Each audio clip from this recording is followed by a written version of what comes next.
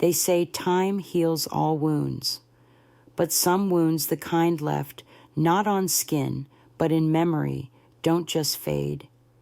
They live in the silence between heartbeats, in the creak of old stairs, in the way sunlight filters through a dusty kitchen window. My name is Martha Russell, and I'm 71 years old. I live in a quiet home on the edge of Decorah, Iowa. From the outside, my life looks ordinary, maybe even peaceful. I tend to my tomatoes, attend church on Sundays, and sip tea on the porch with my neighbor, Fran. People say I'm calm, graceful, that I have a gentle spirit, but what they don't know is that for the first 19 years of my life, I was a slave, not in a faraway country, not in a history book, but right here in this town, in the same house I now pass every time I drive to the post office. And the man who made me his prisoner wasn't a stranger. He was my father, Franklin Russell. I've never told this story before. I buried it so deep I almost convinced myself it never happened. But the older I get, the more I realize that silence is its own kind of chain. And if I want to be free, not just in body, but in spirit, I have to speak. So here it is, the truth. Not the version people assumed, not the sanitized story of a quiet girl with a strict father, but the truth of a child turned servant, of a daughter turned ghost. I was born in the winter of 1954, right in Decorah. My mother, Eleanor, was the kindest woman you could imagine, soft hands, a warm voice, and a way of humming when she cooked that made the world feel safe. But safety didn't last long in our home. When I was 6, Mama died in a car accident just a few miles outside town. I remember the sheriff's voice, low and tight, telling my father she'd skidded off the road in the snow. I remember clutching my doll so hard, my fingers turned white. Everything changed after that. My father, Franklin, was never an affectionate man, but after Mama passed, something inside him hardened like ice, forming where a river once ran. He didn't cry, didn't hold me, didn't say a word about her again. He simply started using me. At first, it was small things: sweeping the kitchen floor, feeding the chickens, folding laundry.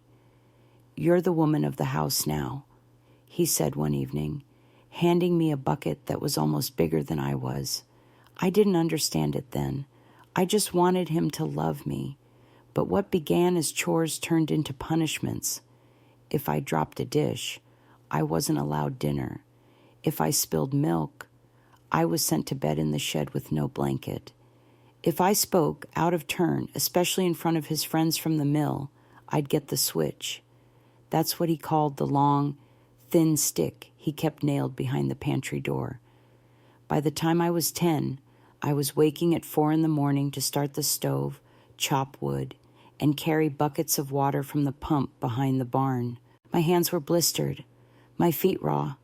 I wasn't allowed to go to school after 5th grade. Franklin said it was a waste of time for girls. "No one's going to marry a smart mouth," he told me. He made me call him sir, never dad, never daddy, just sir, and I obeyed, because disobedience brought pain, and because somewhere in my young, desperate heart, I still hoped if I was good enough, worked hard enough, he might see me again, not as a tool, not as a burden, but as his daughter. But that moment never came. Neighbors didn't ask questions. In a small town like Decorah, people like to keep their noses in their own gardens. And Franklin was well known in church circles, always clean-shaven and punctual, quoting scripture with a straight spine. No one suspected what was behind our closed doors. Or maybe they did, and just didn't want to see. That house, the one with the peeling blue shutters on Elm Street, was my whole world, but it felt more like a prison. I used to stare out the kitchen window and wonder if anyone would ever come for me. If someone would knock on the door and say, "This isn't right. She's just a girl." No one did. So I learned how to disappear, how to move without making a sound, how to read his moods from the twitch of his jaw, how to keep my head down and my back straight, until the day my body gave out. But that part of the story, that comes later. My earliest memories after Mama's funeral weren't of toys or birthdays or bedtime stories. They were of silence, long, stretching silences that filled every corner of our house like fog, and of my own small hands, raw and cracked from scrubbing the kitchen floor with vinegar and cold water. I don't think I truly understood what was happening, not for a long time. I just knew that every morning. Before the sun rose, I had to get up. I had to light the stove, fill the basin with water, sweep the hallway, and check on the chickens. I was barely taller than the broom, but my father never cared about things like that. "You ain't a baby," he'd grumble. "The sooner you learn, the better." I was 7 when he took away my dolls. He said they were a distraction. "You're not going to get through life by playing pretend." He barked, throwing my cloth rabbit, the one Mama stitched herself, into the fire. I watched its ears curl and blacken in the flames, and I didn't cry. I'd learned not to by then. My bedroom was a small, drafty space off the kitchen. The walls were thin, and in winter, frost would form on the inside of the window pane. I didn't have a real bed, just a cot with a wool blanket that smelled like dust and salt. My father kept the furnace low to save on oil, so I'd huddle beneath that blanket every night, teeth chattering, praying I wouldn't be punished in the morning. He had rules. So many rules. Don't speak unless spoken to. Don't look him in the eye when he's angry. Don't eat before he finishes. And above all, don't disobey. If I broke a rule, if I dropped a plate, or forgot to dry his boots properly, there were consequences. Sometimes it was a slap across the face. Other times, he'd send me out into the snow barefoot, telling me to stand there until he called me back in. I'd lose feeling in my toes. My lips would turn blue, and still I waited. No one came. One time, when I was 8, I snuck a piece of cornbread from the pantry because I hadn't eaten in almost 2 days. He caught me chewing behind the shed. I still remember the fury in his eyes. He didn't just beat me that day. He cut off my supper for the next 3 nights and made me sleep in the barn. I curled up next to a bale of hay, pretending it was my mama holding me. I whispered her name in the dark like a prayer. At 9, I stopped going to school. The teacher, Miss Deborah Landon, came by the house once, asking why I hadn't returned after the Christmas break. My father said I was too simple to keep up, that I was better off learning skills at home. She looked me over, looked at the bruises on my arms, the torn hem of my dress, but said nothing. Maybe she was afraid of him, or maybe she, like everyone else in Decorah, thought it wasn't her place. I hated Sundays most of all, because on Sundays we went to church. There, Franklin transformed into a different man. He wore his best boots, slicked back his hair, and smiled like he was made of goodness. People greeted him with respect, called him Brother Russell, and praised his devotion. No one noticed me in the background, standing stiff in my faded dress, hands clasped so tight they ached.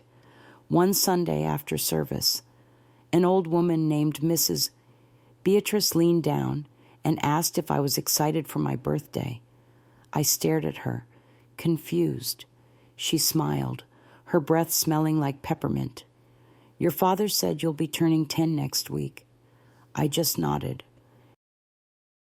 But in truth, I hadn't known what day it was in months. Birthdays didn't exist in our house. There were no cakes, no candles, no presents, just more chores and the occasional grunt from my father. That night, I asked him quietly, almost a whisper, "Is next week my birthday?" He didn't answer, just looked at me with that cold, unreadable face. Then he said, "The only thing that matters next week is you get that firewood chopped before the frost comes." That was the night something broke in me. Not my body that would come later, but my hope, my belief that maybe, just maybe, if I worked hard enough, he'd notice me, be proud of me, love me. That night, I realized he never would. To him, I wasn't a daughter. I was a body that moved when told, a pair of hands that cleaned, a shadow that didn't speak back. And I still had 9 more years under his roof. 9 more years of chains that couldn't be seen, but were felt with every breath I took. By the time I turned 10, I no longer recognized myself as a child. Children laugh, they play, they fall asleep to bedtime stories and wake up to warm pancakes. I, on the other hand, woke to the clang of a bell my father hung just outside my door. He'd ring it at 4:30 a.m. sharp, and if I wasn't in the kitchen within 5 minutes, he'd drag me out by the arm. Winters in Decorah were cruel.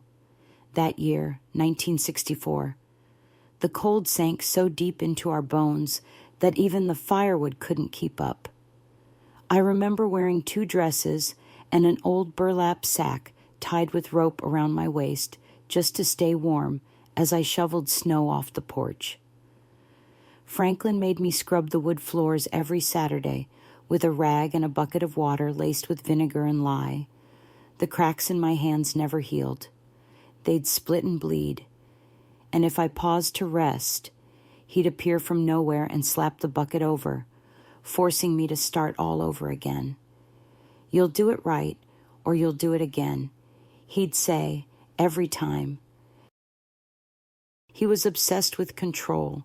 Everything had to be a certain way, his boots polished just so, his shirts ironed without a single crease, his meals served steaming hot on the dot.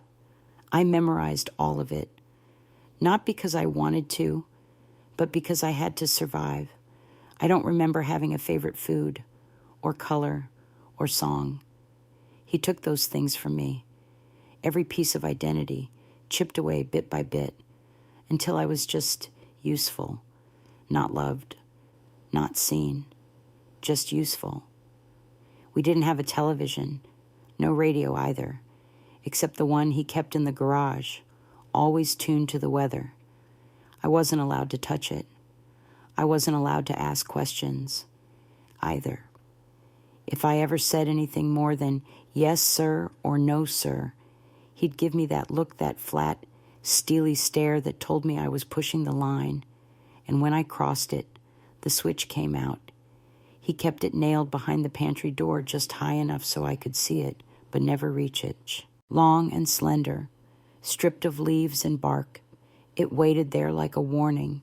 If I dropped a jar, spilled the milk, or tripped over myself on the front steps, he'd use it without a word. The red lines it left on my legs stung for days. Sometimes they bled. I learned to walk quietly, to never slam a door, to never make noise when I cried, because crying only made it worse. And yet, somehow, I held on to slivers of myself in secret. I remember one afternoon late summer, probably August. Franklin had gone to town to pick up feed. I was alone for maybe 2 hours, just 2 hours without footsteps pounding the floorboards. And in that time, I slipped into the attic and opened the small wooden box Mama had left behind. Inside were 3 things: a worn-out hand mirror, a yellowed handkerchief with her initials stitched in blue, and a small leather-bound Bible. I wasn't supposed to have it. Franklin told me the only version of scripture worth reading was the one he quoted. But I held that little Bible in my lap, flipped through its fragile pages, and felt something stir inside me. Maybe it was hope. Maybe it was just the sound of my own heartbeat reminding me I was still alive. I found a verse that day, Isaiah 41:10. Fear not, for I am with you. Be not dismayed, for I am your God. I whispered it aloud again and again, like a shield, like armor. Of course, he found the box eventually. He came home early, saw the attic door ajar, and his temper exploded like I had set the whole house on fire. He smashed the mirror, tore the handkerchief, and threw the Bible into the stove. I begged him to stop. I dropped to my knees, but he just stared down at me and said, "You don't get to keep things. You ain't earned that." That night, he didn't feed me again, but something had changed in me. Not a big change, not yet, but something small and steady. A flicker, a knowing that what he said wasn't true. I had earned something. I had earned my right to feel, to want, to hope. Still, I couldn't show it. Not yet. Years passed in that quiet torture. The world outside went on, schools opened and closed. Seasons came and went, but inside that house, time stood still. I worked, I endured, I shrank. And all the while, Franklin aged, but never softened. When I was 14, he made me repair the barn roof in the middle of a thunderstorm. I slipped on the wet shingles, nearly broke my arm. He didn't help me down. He stood at the base of the ladder, arms crossed, and said, "Hurry up before the rain ruins the plywood." So I climbed down, holding back tears, my dress soaked and clinging to my legs like a second skin. That night, in the dark, I whispered to Mama just her name, over and over. I don't know what I expected. A sign, a voice. Maybe I just needed to remember there had been someone, once, who held me, who called me darling, who didn't treat me like a burden. I didn't know it yet, but the day my body would finally collapse wasn't far off. It happened in July of 1969. I remember the exact date, July 3rd, because the whole town was getting ready for the Independence Day parade. Red, white, and blue streamers fluttered across store windows in Decorah, and people talked excitedly about fireworks and picnics. But not me. At 15, I didn't celebrate holidays. I didn't laugh or dress up or go to the river like the other girls my age. I didn't even know what summer vacation felt like. That week, Franklin had gotten it in his head that we needed to cut and stack firewood for the winter in July. While the sun was beating down so hard, the ground felt like it might crack open. I woke up that morning already dizzy. I hadn't eaten since a thin bowl of watered-down oatmeal the night before, and I'd spent the past 3 days hauling logs from the far end of our land. My arms felt like rubber. My legs ached deep in the bone. But I got up because I had to. Franklin met me at the back door with his usual scowl and pointed toward the trees. "You're not coming in till that pile's done," he said. I nodded, didn't dare speak. By noon, the air shimmered with heat. My dress clung to me, soaked through with sweat, and my head throbbed like someone had driven nails into my skull. I had no water, no rest, no shade, just work, always work. I don't remember the exact moment I fell. 1 second I was carrying a load of kindling, and the next, the sky flipped upside down, my knees buckled, and I hit the dirt hard, the world spinning. I must have tried to stand, because I remember Franklin yelling something about me being lazy, dramatic, but his voice echoed, distant, like it came through water. Then everything went black. When I woke up, I was lying on the hard kitchen floor. My lips were cracked, my throat burned. I tried to speak, to call out, but my voice was gone. A single glass of water sat beside me, untouched. I didn't know how long I'd been unconscious, but judging by the way the light filtered through the window, it had been hours. My limbs didn't work right. My vision blurred every time I blinked. I reached for the glass with trembling hands and drank every drop, feeling the water sting all the way down. Franklin stood in the corner, arms crossed, watching. He didn't ask if I was okay. He didn't kneel beside me or touch my forehead or bring me food. He just looked at me with disgust and said, "Get up. You're not done yet. I was too weak to move."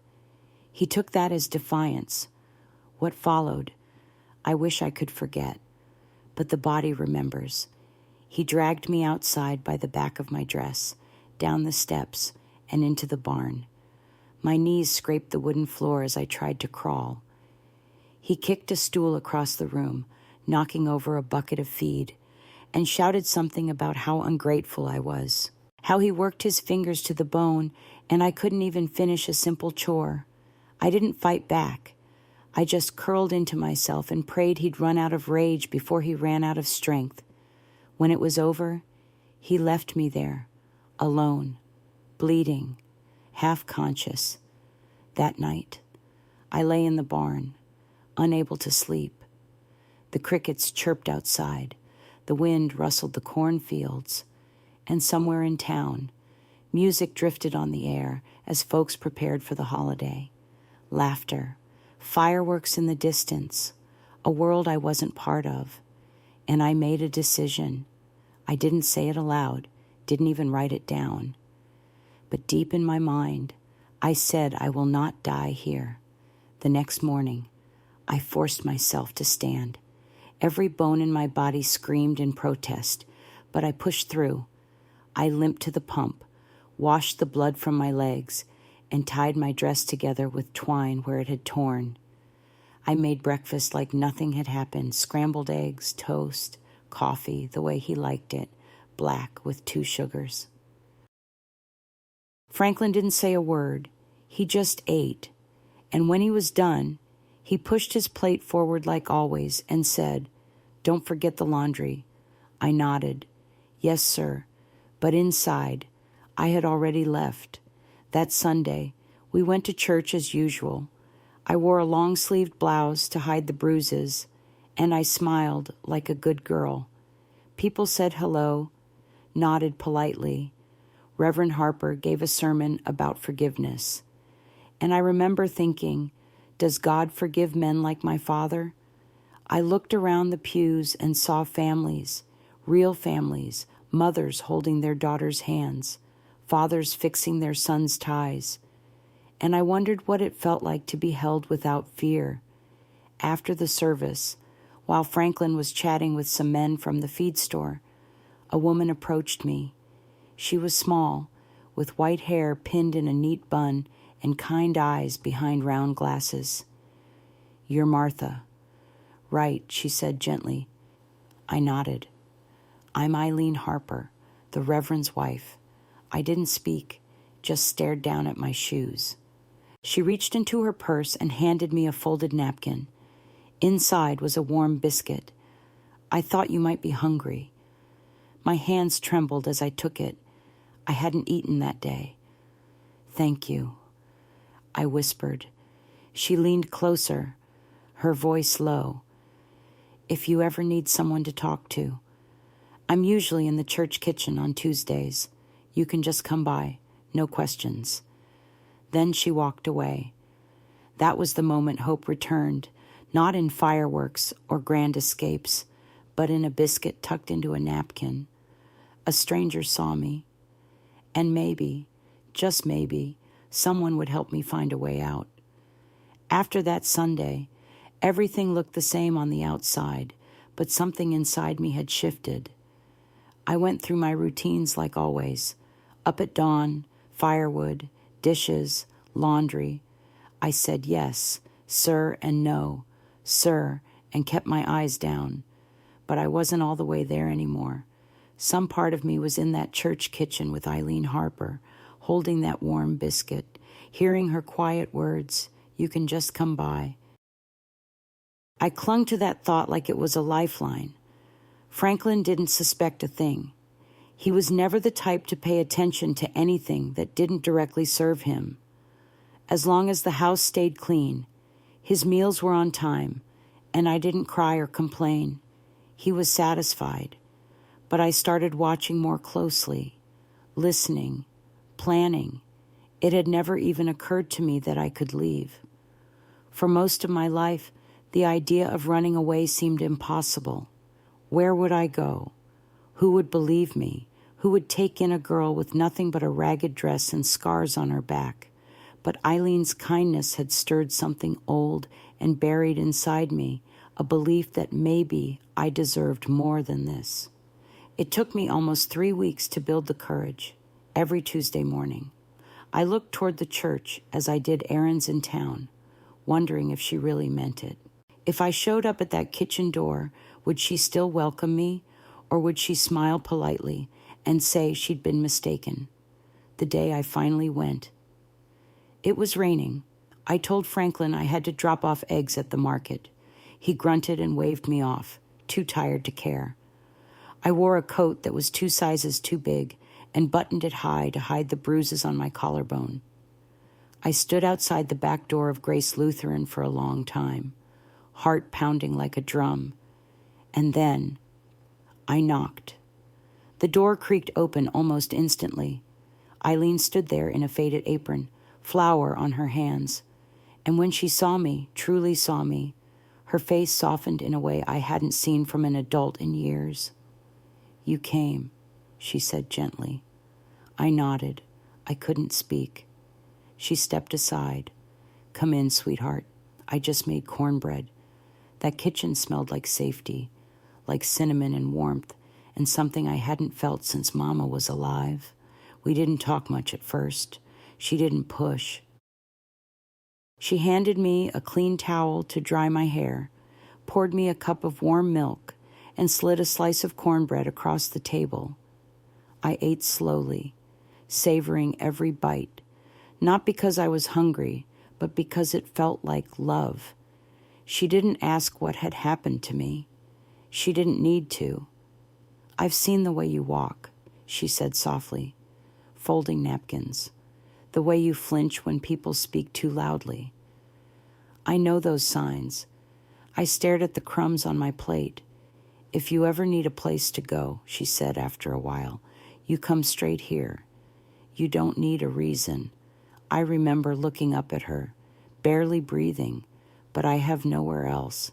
She smiled then, not pitying, but kind. "We'll figure something out." I left before lunch, told Franklin I got caught in the rain, and he didn't ask questions. But from that day forward, I started building a plan.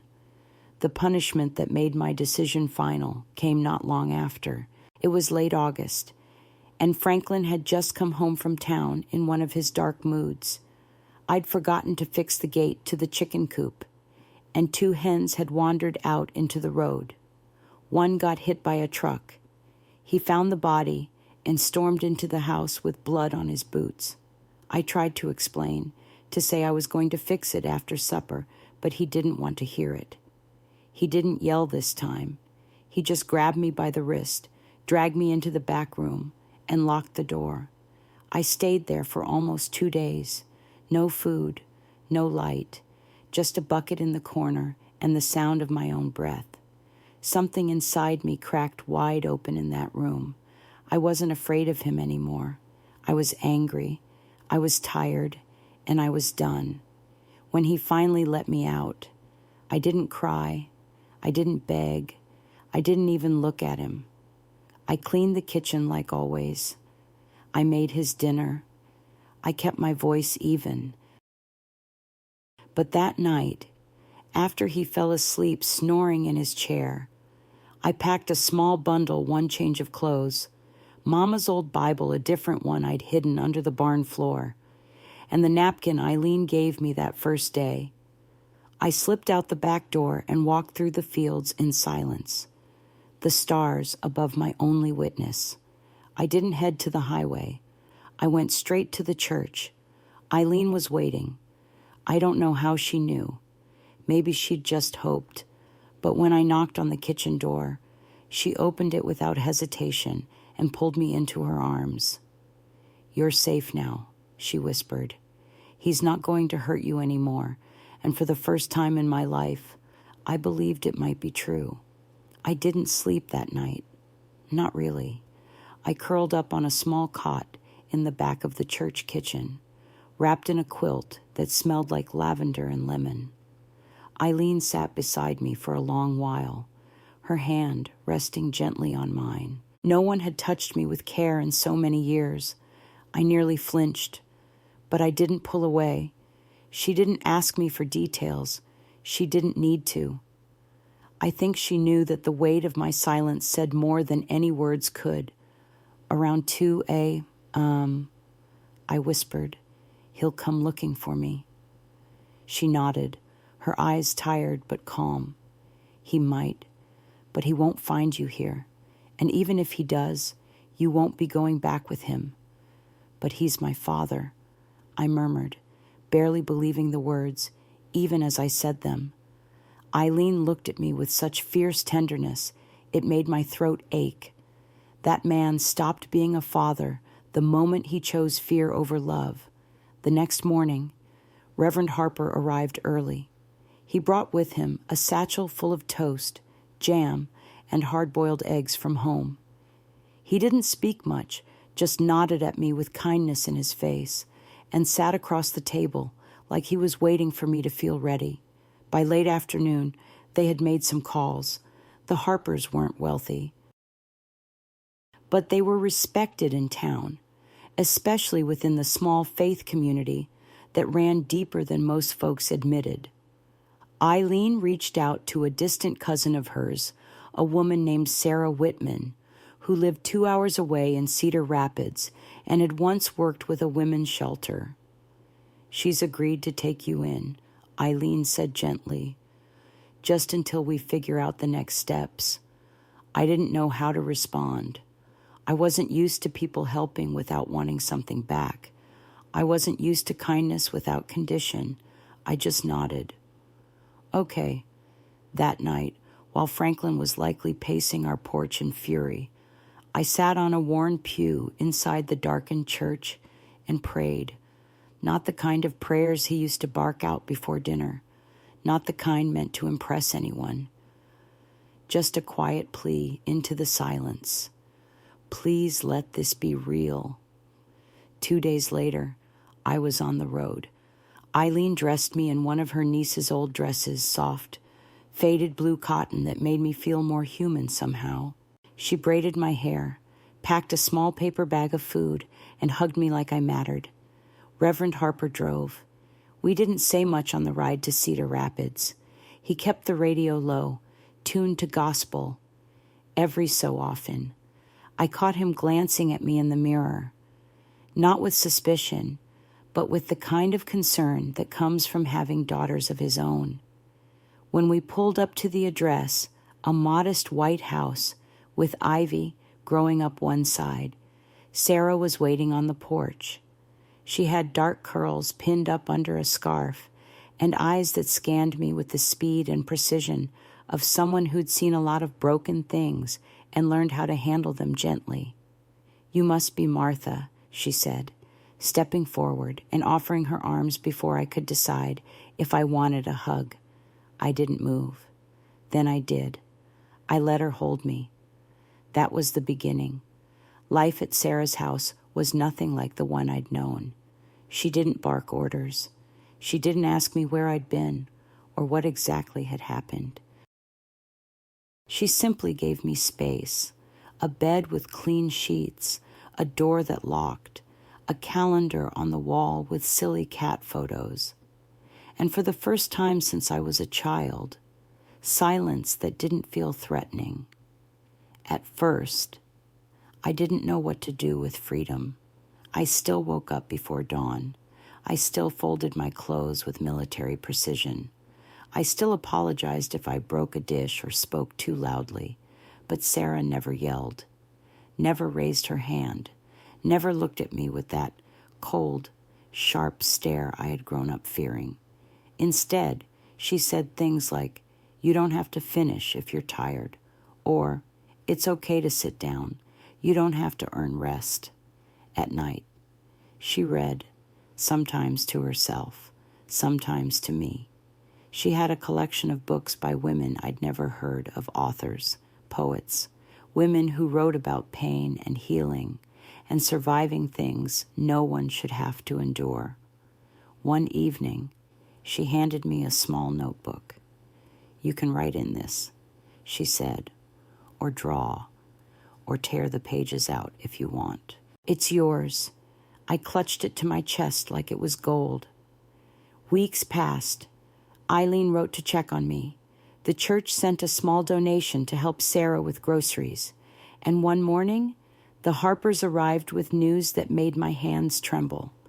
"We've spoken with a legal advocate," Reverend Harper said. "We believe there's a way to keep your father from ever coming near you again." I didn't understand all the details at the time, but with Sarah's help, we submitted an affidavit describing the abuse. She helped me document everything I could remember: the punishments, the bruises, the denial of schooling, the collapse. A sympathetic judge issued a protection order within a month. Franklin never showed up at Sarah's door, but I heard through Eileen that he'd come to the church once, wild-eyed, demanding to know where I was. Reverend Harper calmly told him, "She's not your property. She's a child of God, and you won't lay a hand on her again." Franklin left and never returned. That was the day I realized something I never believed possible before I was free. Freedom isn't loud. It doesn't arrive with fireworks or fanfare. For me, it showed up in the softest of ways, in the sound of Sarah's kettle whistling in the morning, in the smell of warm bread, in the space to simply sit without fear of being called lazy. It came slowly, quietly, almost like it was afraid to frighten me away. The first few weeks after the protection order were strange. I'd been free from my father's house for over a month, but I still jumped when the floor creaked. I still flinched when someone raised their voice, even in laughter. My body didn't understand that the war was over. Sarah noticed. She never forced me to talk, but every day, she left the door to her little study open and let me know I could sit there with her if I wanted. She'd knit while I read or scribbled in the notebook she gave me. It became our quiet ritual. I started writing letters to Mama, not to send, of course, but just to feel like I was speaking to someone who once saw me. I told her about the birds outside Sarah's window, about the books I was reading, about the color of my new bed sheets.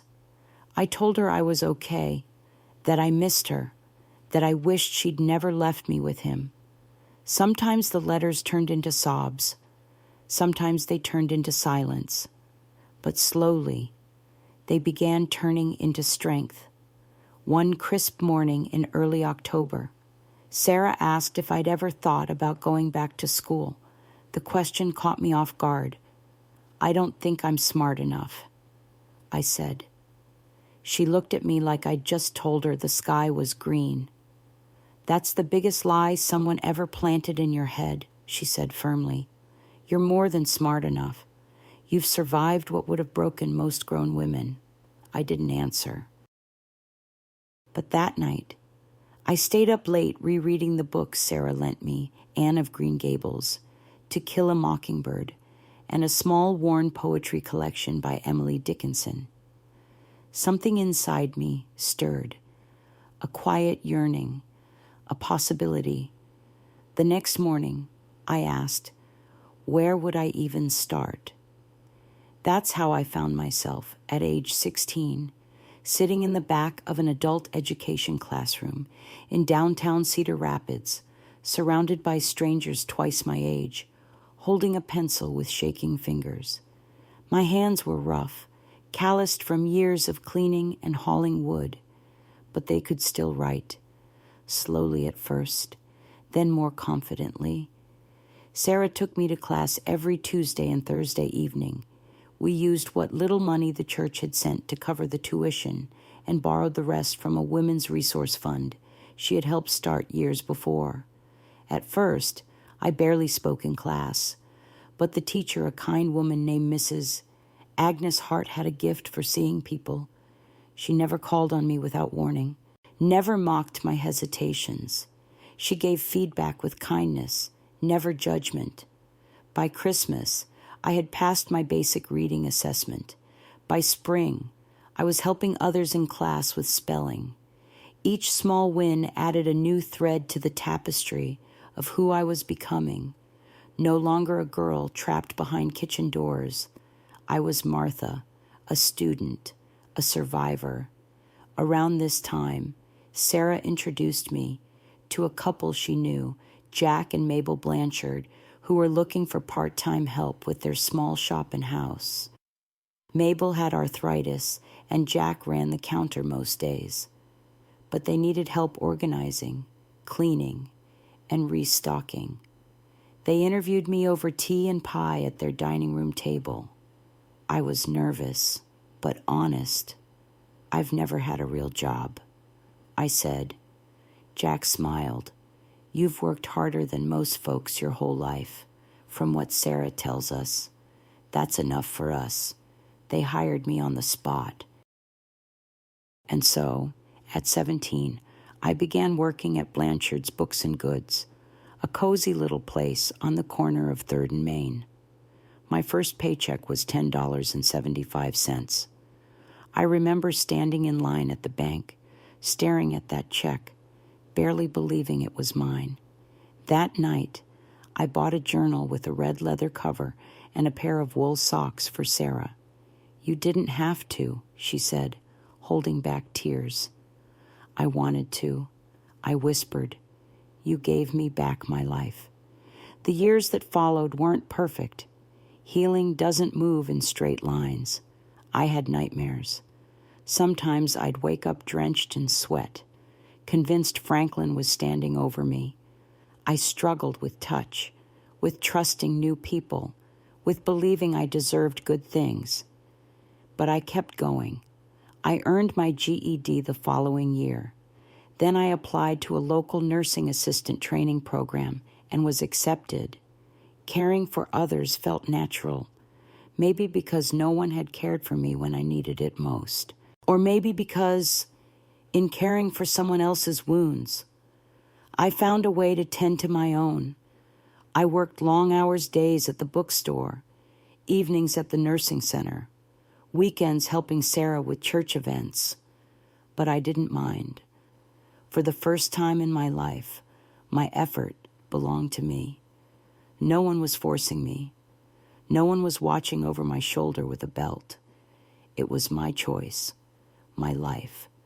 And every choice I made, no matter how small, was a quiet rebellion against everything my father had tried to break in me. One afternoon, after my shift at the center, I received a letter. It was postmarked from Decorah.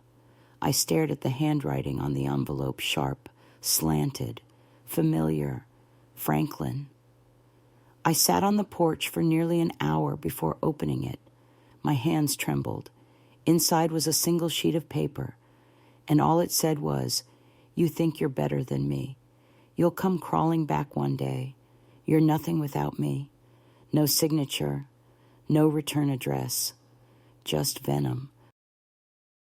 I folded the letter slowly, walked it to the backyard, and dropped it into the fire pit behind Sarah's house. I watched the flames take it, inch by inch, until nothing remained, and I felt nothing, no fear, no rage, just peace, because I knew he was wrong. I was everything he said I wasn't, and I was never going back. I was 18 the first time someone called me Miss Russell. It was a young nurse at the senior care center where I had just started working full-time. I had been scrubbing a spill near one of the patient beds when she stepped in and said, "Oh, thank you, Miss Russell. I'll get the mop." I remember freezing for a second, not because of the mess or the work, but because of what she called me, Miss Russell. It was the first time my name had felt mine, not barked in anger, not snarled through clenched teeth, not used to remind me of how small I was, just gently spoken, like I belonged. Those years were quiet, but full. I lived with Sarah until I was 21. I paid rent, helped around the house, and spent Sundays baking pies together. She'd call me her right hand, and I'd call her my angel under breath when she wasn't listening.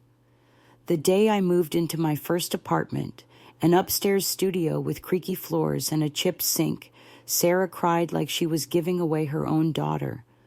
"I never thought I'd live to see this day," she said, hugging me tight. "Neither did I." I whispered. We both knew what we meant. The apartment was small, but it was mine. I painted the walls pale yellow and put up lace curtains. I found a used armchair at a rummage sale and hauled it up the stairs myself. I didn't have much, but every piece was chosen, not inherited through fear or handed down from pity, but earned. And for the first time in my life, I let myself breathe. I read novels in the evening, took long walks after work, learned how to plant tulips in pots and how to make Sarah's famous chicken and dumplings. I even tried singing again just softly when no one was around. Mama used to sing to me, and sometimes when the wind rattled the windows, I'd hum her favorite hymn and imagine she could still hear me. Work became my anchor. I threw myself into my role at the senior care center. There was something about helping others washing someone's hair, bringing them warm soup, holding their hand during a lonely afternoon that reminded me that love didn't have to be grand to be real. It could live in small gestures, gentle ones. One resident, Mrs. Hazel Brewster, became like a second grandmother to me. She was 84 and sharp as a tack, with a mouth full of sass and a heart made of honey. "You've got pain in your bones, girl," she said once, squinting at me, "but you carry it like a lady." I smiled at that. Hazel didn't know my full story, but somehow she saw me. She'd say things like, "You walk like someone who's been through fire and didn't let it consume her." I didn't correct her. She was right. On my 22nd birthday, I received a small box in the mail with no return address. Inside was a single item, the cloth rabbit Mama had sewn me when I was 5. It had a tear on one ear, and the color was faded, but it was unmistakable. My breath caught in my throat. I held it for the longest time, sitting on the floor of my tiny apartment, trying to make sense of it. Franklin. It had to be him. Somehow, he had kept it all those years. I didn't know what it meant. Regret a threat, a final message. But I didn't write back. I placed the rabbit on my bookshelf, next to my Bible and the red leather journal I still wrote in most nights, not as a reminder of pain, but of what I'd survived, of who I used to be and who I was becoming, because I wasn't that broken girl anymore. I was Martha Russell, a nursing assistant, a woman with her own name, her own home, her own life, and slowly, softly, I was learning to live it. By the time I turned 30, I had carved out a quiet, steady life. I had no family of my own, no husband, no children, but I had something I once thought I'd never have peace. The scars never disappeared completely. Sometimes I'd still jolt awake, heart pounding, half expecting to hear Franklin's boots on the floorboards. Sometimes, in crowded rooms, I felt that old pull to shrink myself, to become invisible again, but I didn't let it control me. Not anymore. Instead, I used it. At the nursing home, I began paying close attention to the girls who came in fresh out of training young, nervous, unsure of themselves. Some of them were sweet and eager, some hardened too early by life. I could see it in their eyes, the same eyes I once saw in the mirror. So I started mentoring them. Nothing official, just kindness, listening, encouragement. Sometimes a sandwich when I knew they skipped lunch. Other times, it was a gentle hand on the shoulder and the words I had once ached to hear. You matter. You're not alone. Word spread, slowly, about my quiet strength, as one of the residents called it. The director asked me to train new hires. I didn't think I was qualified, but she insisted. They need someone who's been through life, not just textbooks. And I realized she was right. So I started telling bits of my story, not all of it, not the darkest corners, but enough to let them know that broken beginnings didn't have to mean broken futures, that survival was not only possible, it could become something powerful. And when I was invited to speak at a local women's shelter about resilience and healing, I almost said no. But Sarah came with me, sitting in the front row like a lighthouse. I stood in a small room with peeling paint and trembling voices, and I told them what I had never told anyone outside her house. I was used like a tool by the one man who was supposed to protect me. I was silenced, starved, beaten, and made to believe I didn't belong in this world. But I found my way out. And if you're here, sitting in this room, breathing this air, you can find your way too. There were tears, mine, theirs. But more than that, there was something electric in the room. Hope. That night, I sat on my porch with Sarah, sipping tea and watching the stars. You've come so far. Martha, she said, her voice soft. I wouldn't have. I whispered, if you hadn't handed me that biscuit. She smiled, eyes glistening. You would have. Eventually, I just gave you a door. You had to walk through it. And I did. Over the next few years, I spoke at churches, schools, small support groups. I never did it for attention. I just wanted to be the voice I never had when I was 15. Collapsed on a dirt floor in Decorah, Iowa, wondering if anyone would ever see me. Now I saw others, and I let them see me too. I'm 71 years old now. I live in a modest white house on the edge of Decorah, not far from where I was born, but miles away from the life I once knew. Most people in town see me as a gentle older woman who keeps her garden tidy, always has fresh bread cooling on the windowsill, and offers warm hugs at the church bazaar. They don't know the whole story, and that's all right. What matters is that I know it, and I've survived it. I still visit the church where Eileen once handed me a biscuit that changed my life. I still write in that red leather journal Sarah gave me, though these days I fill its pages with gratitude more than grief. I never saw Franklin again. He died alone, according to a short obituary in the local paper years ago. No surviving children listed, no services held, just a name fading quietly out of the world. I didn't attend his funeral, not out of hate, but because I had already buried the part of my life he once controlled. My healing didn't happen all at once. It came in pieces, some painful, some beautiful, in people who showed up when I least expected them, in the strength I discovered when no one else believed in me, in my own decision to live, not just survive, but truly, fully, fearlessly live. And maybe that's the lesson I want to leave you with. You are not what was done to you. You are not the abuse. You are not the silence. You are not the shame someone tried to plant in your bones. You are the breath you still take. You are the choice to keep going. You are the story waiting to be told.